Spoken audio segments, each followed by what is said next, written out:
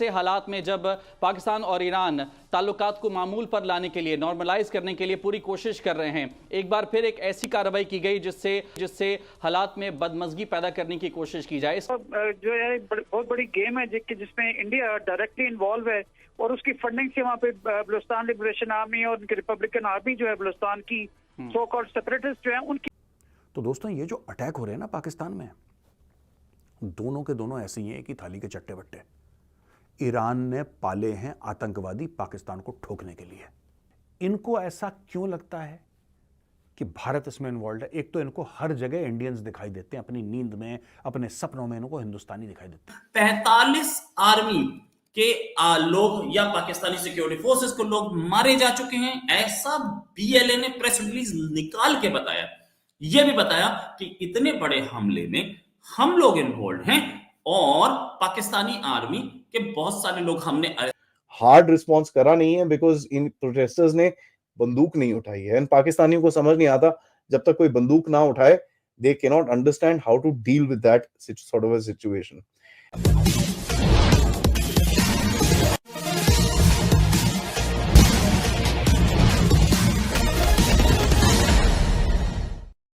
Iran के विदेश मंत्री पाकिस्तान में बैठे हुए हैं और इसी बीच पाकिस्तान पर बड़ा भारी हमला हुआ है।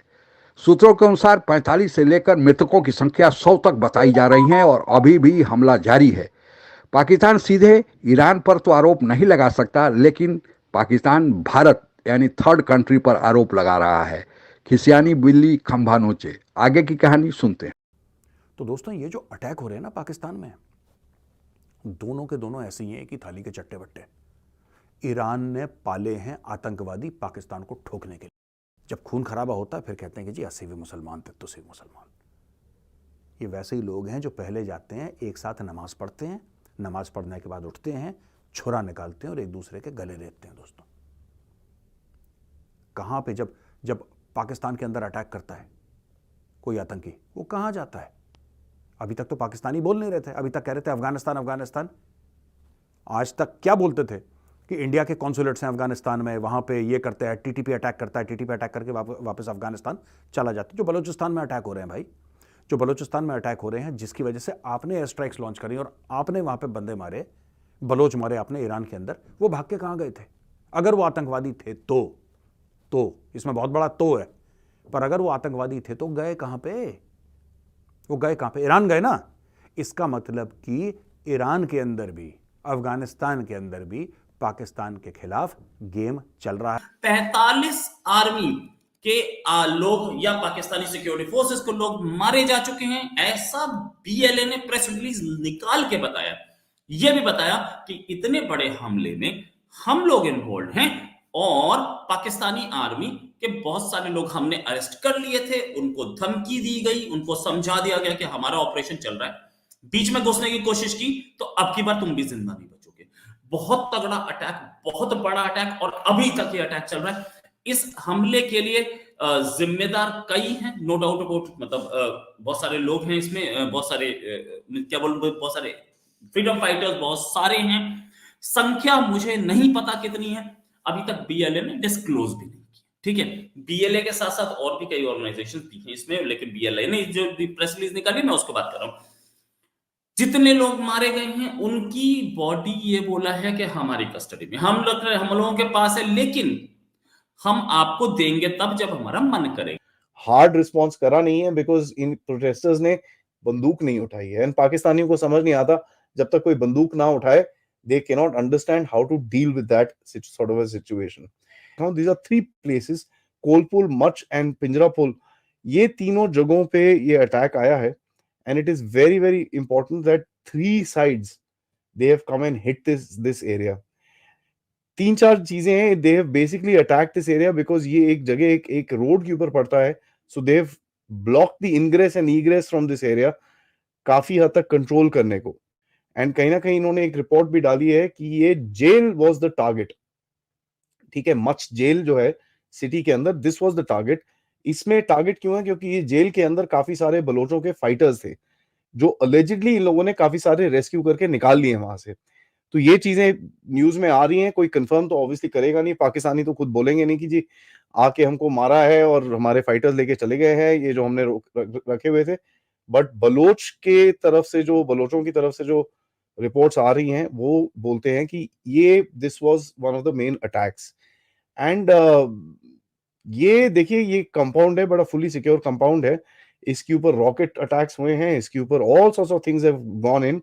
And as a matter of fact, ऐसे हालात में जब पाकिस्तान और ईरान ताल्लुकात को मामूल पर लाने के लिए, नॉर्मलाइज करने के लिए पूरी कोशिश कर रहे हैं, एक बार फिर एक ऐसी कार्रवाई की गई जिससे हालात में बदमज़गी पैदा करने की कोशिश की जाए। इसके असरात क्या होंगे, इस पर भी बात करेंगे, लेकिन क्या लगता है कौन सी कुव्वतें हैं जो कि इसके पीछे मुलव्वस हैं, इनके मकासद क्या हो सकते हैं? देखिए, सरवान में पाकिस्तानियों को वहाँ पे शहीद किया गया है। ये इसका बड़ा जो है बहुत बड़ी गेम है जिसमें इंडिया डायरेक्टली इन्वॉल्व है और उसकी फंडिंग से वहाँ पे बलूचिस्तान लिबरेशन आर्मी और उनकी रिपब्लिकन आर्मी जो है बलूचिस्तान की सो कॉल्ड सेपरेटिस्ट जो है उनकी फंडिंग से ये सब कुछ हो रहा है। अब बेहतर जानते हैं कि जो भी पाकिस्तान और ईरान के दौरान थोड़ी टेंशन हुई थी, लेकिन दोनों रिस्ट्रेंट का मुजाहरा किया गया। पाकिस्तान ने अपनी सालमियत, खुद मुख्तारी और फौज की और अपनी कौम की इज्जत को सामने रखते हुए एक रिस्पॉन्स किया, जिसके बाद हालात बेहतर होने जो है वो बेहतरी की तरफ चले गए। हमारे सुपरा वापस जा चुके थे और बायलैटरल लेवल पे चीजें बेहतर हो रही थी। लेकिन हमने अब से 2 दिन पहले भी इंडिया को एक्सपोज किया था कि किस तरह से वो तीसरे मुल्क में बैठ के उसके बदनामे जमाना रॉ जो है, जो बेसिकली इस तरह के एलिमेंट्स की फंडिंग करती है, उन्हें भारत करवा रहा है ये क्यों?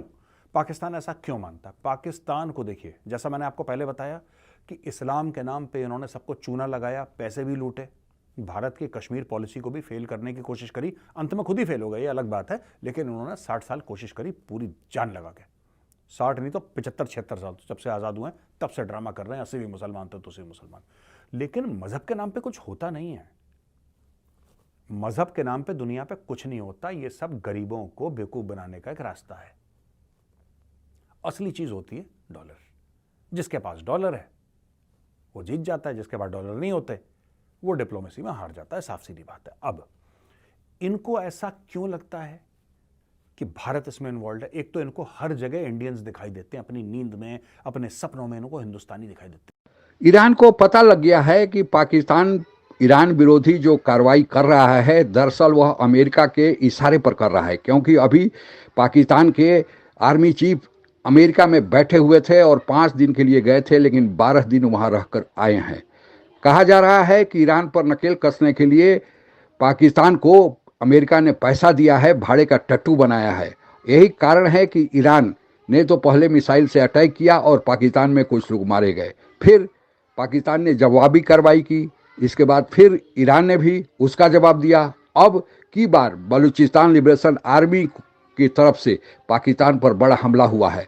पाकिस्तान वैसे तो थर्ड कंट्री कह रहा है, यानी उसका इशारा भारत की तरफ है, लेकिन ईरान के विदेश मंत्री ने भी थर्ड कंट्री कह के यह बता दिया है कि यह भारत की तरफ से नहीं, बल्कि जिसका पैसा लेकर पाकिस्तान दोहरी चाल चल रहा है, ईरान पर हमले करने की साजिश रच रहा है, ईरान के खिलाफ कार्रवाई करने की कोशिश कर रहा है, वह अमेरिका है।